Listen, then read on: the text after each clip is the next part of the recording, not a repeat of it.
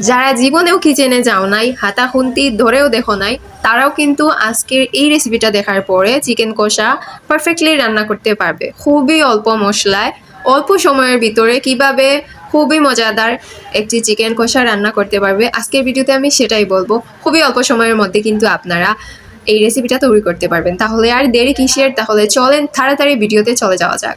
সবার প্রথমে আমি চিকেনটাকে সুন্দর করে পিস পিস করে নিয়েছি। আপনারা আপনাদের চাহিদা অনুযায়ী সুন্দর করে ছোটো বড়ো করে পিস করে নেবেন, তবে মাঝারি সাইজের করলে দেখতে একটু সুন্দর লাগে। আপনারা আপনাদের ডিমান্ড অনুযায়ী কেটে নেবেন। তারপর ভালোভাবে ধুয়ে পরিষ্কার করে লবণ, হলুদ এবং মরিচ দিয়ে একটু সময় মাখিয়ে রেখে দিব।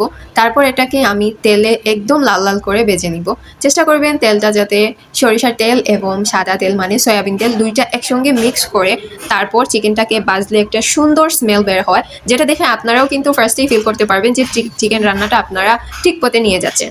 তারপর হচ্ছে আমি সবগুলো চিকেন একে একে বেজে নেওয়ার পরে আমি ফাইনাল রান্নাতে চলে যাচ্ছি। এখানে আমি পেঁয়াজ, রসুন এবং আদা বাটা দিয়েছি।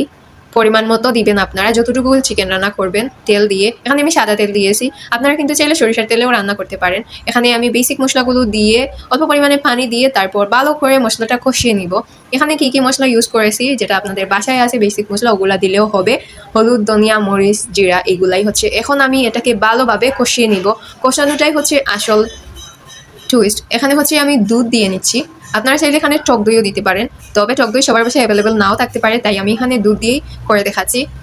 তারপর হচ্ছে এটাকে ভালোভাবে কষিয়ে নিতে হবে। যত বেশি সময় নিয়ে আপনারা এটাকে কষিয়ে নেবেন তত পারফেক্টলি কিন্তু এটা রান্না হবে। আরও একটা জিনিস কিন্তু আমি বলতে ভুলে গিয়েছি, সবার ফার্স্টে কিন্তু আমি গরম মশলা দিয়েছি, আস্ত গরম মশলা, তার সাথে শুকনো মরিচও দিয়েছি। সেটা কিন্তু আপনারা দিতে ভুলবেন না। সবার ফার্স্টে তেলের মধ্যে বাগারে যদি শুকনো মরিচ দেওয়া হয় খুবই সুন্দর একটা স্মেল বের হয়। তারপর হচ্ছে ভালোভাবে এটাকে কষিয়ে নিতে হবে লো ফ্লেমে। এটাকে ডেকে ডেকে রান্না করতে হবে, কোনো রকম পানি দেওয়া যাবে না। এইভাবেই অল্প আছে ভালোভাবে কষিয়ে নিতে হবে অনেকক্ষণ সময় নিয়ে, 30 মিনিটের মতো হবে।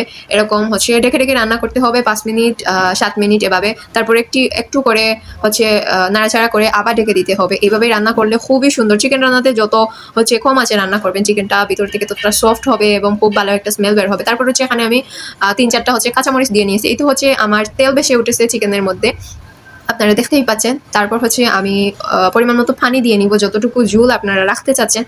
এই তো হচ্ছে তারপর আমি পানি দেওয়ার পরে 7 থেকে 8 মিনিট একেবারে হাই হিটে রান্না করে নিলেই আমার চিকেন কষা রান্নাটা হয়ে যাবে।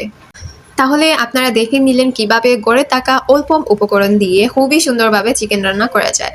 আজকে থেকে যারা একেবারে রান্না করতে পারেন না, কিচেনে কোনোদিন যাননি, তারাও কিন্তু এই রেসিপিটা একবার হলেও বাসায় ট্রাই করে দেখতে পারেন।